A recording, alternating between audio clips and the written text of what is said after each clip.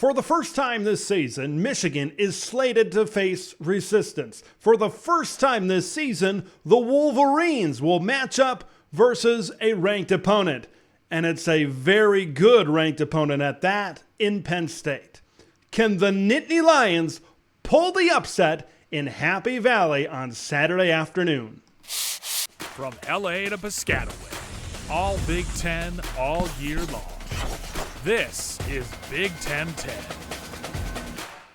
When you talk about the Michigan Wolverines this season, aside from their off-the-field problems that are going on and really surrounding the program right now, when you really focus on the field, and when I talk about Michigan, I'm going to focus on the field in this preview, it's been their offense.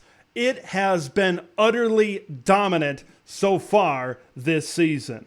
This is an offense that can beat you in any which way they choose to beat you so far this season. The last two games, they have combined for 622 passing yards on 64 JJ McCarthy pass attempts. Yes, this is Michigan that we're talking about. This is a team over the last few years that has lined up at the line of scrimmage, and they have run it down their throat. This is a Michigan team that really didn't need to throw to beat anybody last year until they faced the Buckeyes of Ohio State. Yet this season, this is an offense that is setting records.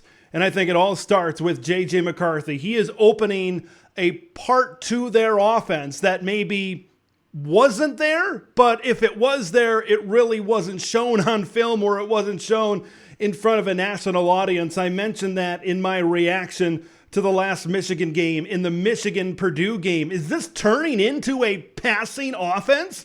Is this turning it into an offense where now they maybe look to throw the ball instead of lining up with two tight ends and really loading up with a great offensive line at the line of scrimmage and running it down their throat?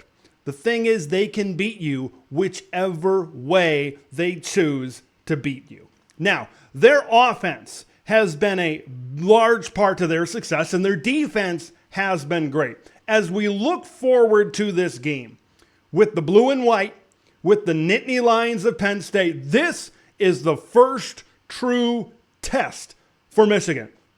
We're really going to find out how the Wolverines respond to some pushback, how they respond to some resistance. Because up until now, the toughest challenge for the Maize and Blue has been that game against Rutgers. All due respect to the Scarlet Knights, Greg Schiano is doing some great things with that Rutgers team. They could win 7 games. Who knows? Maybe they could win 8 games this season. But if your toughest challenge for a team like Michigan that is in the top 4 in the national championship and the college football playoff hunt, if your toughest challenge has been Rutgers, you need a little bit of a tougher challenge to really figure out what kind of a team you are as you approach those great teams that you could face off with in the college football playoff. And that opponent is knocking this Saturday, Veterans Day, when they play Penn State. And not only do they play the Nittany Lions, but they play it in front of over 100,000 fans at Beaver Stadium on the road. Now, when you go up against Michigan, you got to bring your best. Obviously, there's no question about that. When I look at this matchup for Penn State, and I look at what the Nittany Lions are good at on defense, because you got to find a way to knock that Michigan offense down a few pegs. And for Penn State and Manny Diaz, it's got to be that aggressive pressure that Manny is known for. They have to attack the offensive tackles. They have to attack those running backs in pass protection. They have to put them to the test, because you cannot, I repeat, you cannot let JJ McCarthy sit back there and throw. If JJ has 2.5 seconds, if he has 3 seconds to observe the coverage and go through his progressions, his receivers are going to get open, because there's a lot of players in this Michigan pass game that can get open. Penn State has some really good defenders in the secondary. from Kalen King to Daquan Hardy to Johnny Dixon. There's some really good cover guys back there for Penn State. But there's enough guys on the perimeter for Michigan. There's enough depth and good players in that depth where if you allow them 3 seconds, 3.5 seconds on the route, someone's going to get open. JJ McCarthy is going to find a matchup. It could be a receiver. It could be Donovan Edwards, who's been more involved in the past game. It could be Colston Loveland and A.J. Barner at the tight end position. So the key for the Nittany Lions has to be pressure. And when you look at Penn State, the P in Penn State stands for pressure this season. They lead the Big Ten in sacks with 38 so far in 2023. You look at Adisa Isaac with 6.5 sacks. How about Johnny Dixon when they send him off the edge on some corner blitzes and some blitzes from the secondary? 3 sacks so far this season. Michigan allows the second least sacks in the Big Ten. JJ McCarthy has been sacked 11 times. That's the matchup. That's the matchup, I believe, for Penn State in this one. They need to get pressure on JJ McCarthy because Michigan's offense, especially the last 2 games, succeeds when he has a clean number 9 on the back of his jersey. Michigan is going to be wearing those road whites. And if those road whites don't have any grass stains, look, you don't need to sack them. You need to hurry them. You need to knock them down a few pegs. That's kind of what I started with at the beginning of this video. Michigan hasn't faced any resistance this season. Michigan hasn't faced any pushback. You need to come out early in this game for Penn State from a defensive standpoint and get in the face of JJ McCarthy. Knock him around. Get him off schedule. Force Michigan to make some adjustments. This season, they haven't really had to make any adjustments. They go out there, they run their offense, their first, 15, 20, 25 scripted plays, whatever it is. For Sharon Moore, they get up by a couple of scores, and then they boat race these teams.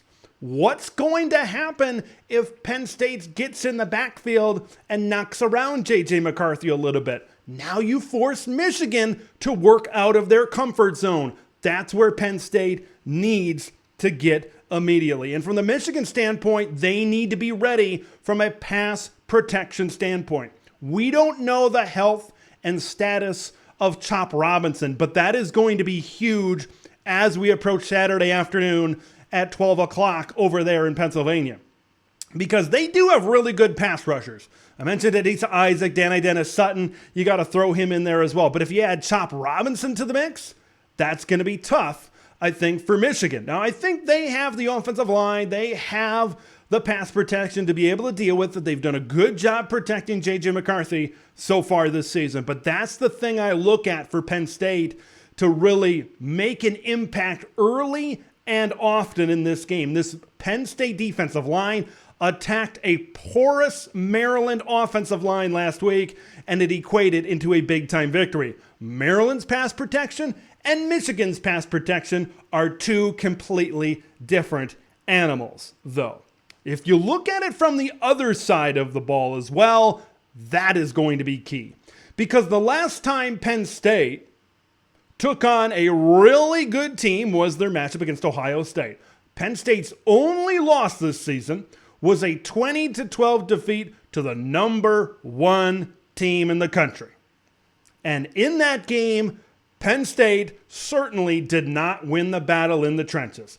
Their offensive line was controlled and decimated up front by the Buckeyes. They need to be better in pass protection.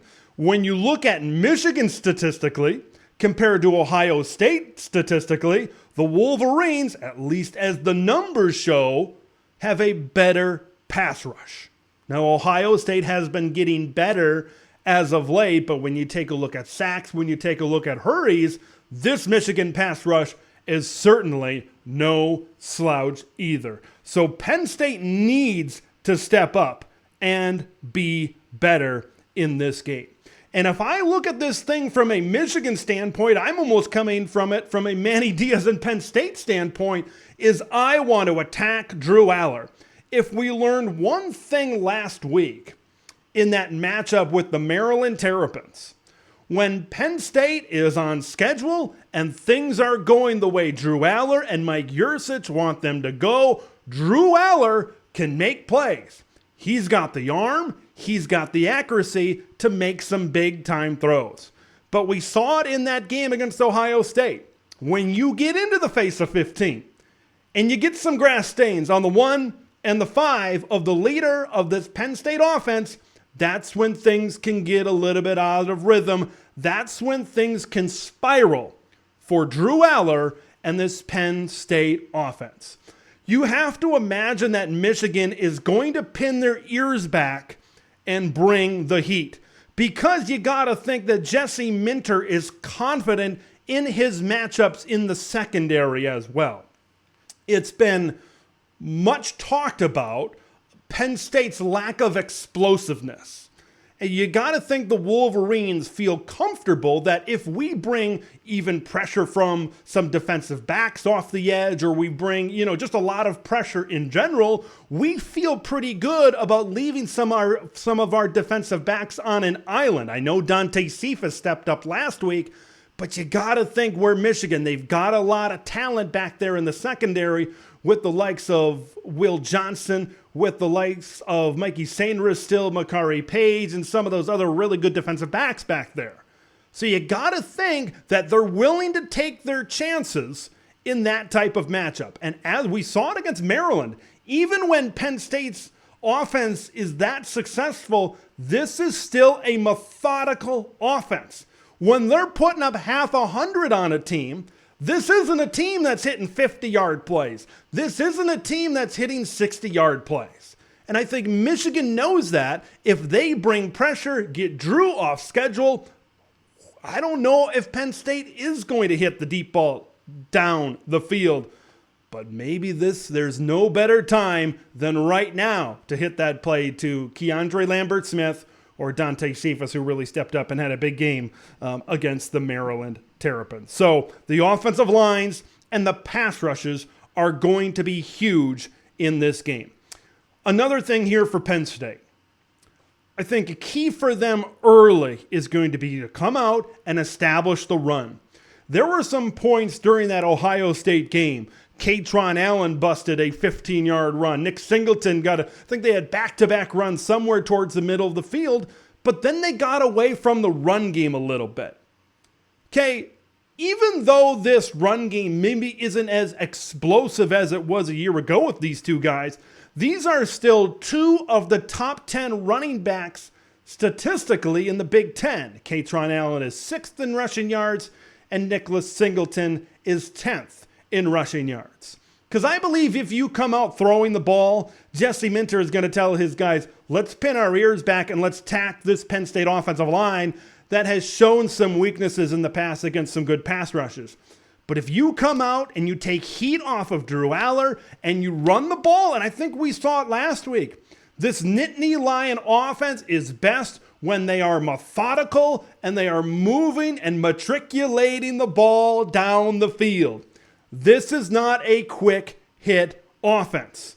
This is an offense that is successful when they can take time off the clock, and you got to think they want to keep that Michigan offense on the sidelines. They want to keep on moving the chains. Running the football is the first step to doing that. And then working off of that with some short play action, man, those tight ends have become a bigger piece to this Penn State pass game with Tyler Warren and Theo Johnson. They provide a different kind of threat and maybe some matchup problems with some safeties and some linebackers at certain parts in the field. You got to think that, and you kind of look at it, let's look at it from the flip side as well, because Michigan in previous matchups, you go back to last year's matchup, the Wolverines, we talked about their pass game, but we know all about the run game. We know what Blake Corum is doing running the football. He's got a nose for the end zone, and that is putting it lightly. Okay, because we know about the pass rush for Penn State. We know about the secondary for the Nittany Lions. If there is a weakness on this Penn State defense, it might be the interior of this defensive line. And if there is a strength, there's many strengths on this Michigan offense, but one of the biggest strengths is running the football and running the football up the middle, even though I've said their pass game has really become really good as of late. So that you might see Abdul Carter and Kobe King and Curtis Jacobs and those linebackers really step up closer to the line of scrimmage to bottle up that run game. That does a couple of things. It allows JJ McCarthy in this passing offense to go over those linebackers towards the middle of the field. You could see Colston Loveland. You could see A.J. Barner. Really those 15 to 20 yard seam routes down the middle of the field before you get to the safeties after the linebackers kind of thing. So that's also something to keep an eye on to see, because it's pick your poison for Michigan.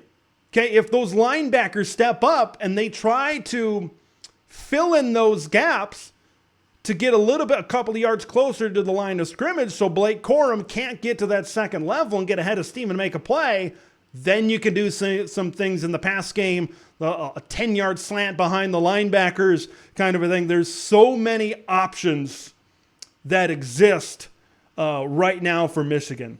Here's another thing with Michigan. You got to understand that the Nittany Lions are going to come after you. They are going to blitz you early and often. They are going to test your pass protection. I believe a way to possibly neutralize that is to get JJ McCarthy moving, get some screen action, get some draws, find a way to neutralize Penn State pinning their ears back and trying to get after JJ McCarthy. Some zone read action, I believe, is going to be key. When you take on an aggressive defense like Penn State, that zone read, and we know JJ McCarthy's got some wheels for a quarterback. He pulls that ball, he can easily take it 50 to 20 yards and move the chains down the field. That's the thing. When you take on an aggressive defense, you got to play into that a little bit. You got to steer into the skid a little bit. Let them be aggressive and make some plays. JJ McCarthy is fantastic throwing the ball on the run. Steer into that a little bit. Some play action. Have them bite on some stuff. JJ has proven he can find the open guy down the field. But those receivers, can they get open against these really good defensive backs in this game? I'm pumped about this game. I know there's a lot of distractions entering this game, but there's a lot on the line on the field. Penn State can still get a big statement win at home. Starting strong early, keeping the crowd in this game is going to be a key for the Nittany Lions. Because when Michigan comes out strong and they get a double-digit lead, we talked about the boa constrictor, where once they get a lead and they just grind you down, and once you get into the third quarter and the fourth quarter, it gets really tough to break that grip. Can the Nittany Lions break the grip? I honestly can't wait to find out. I want to hear what you guys think on all things Michigan and Penn State. Leave your thoughts and score predictions in the comments below. I'm Big Ten Ted. We will see you in the next one. Thanks for watching Big Ten Ted, where it's all Big Ten all year long. Make sure to like the video to spread the word of Big Ten Ted to the masses, and subscribe to the channel for updates on Big Ten content that drops every day.